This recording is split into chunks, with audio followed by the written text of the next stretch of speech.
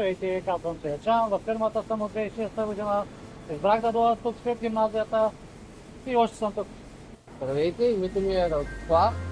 В фирмата съм от 2 години и половина. Причината, поради която постъпих в ТЕСИ, беше за да се науча да заварям.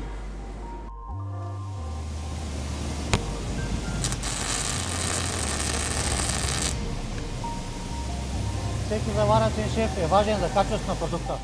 Причината, поради която ми харесва работата, е защото всеки нов ден е ново предизвикателство. ТЕСИ ти дава възможност да се учиш и гордееш това, което правиш. Освен това, се грижи всеки един продукт на ТЕСИ да я направим качествено.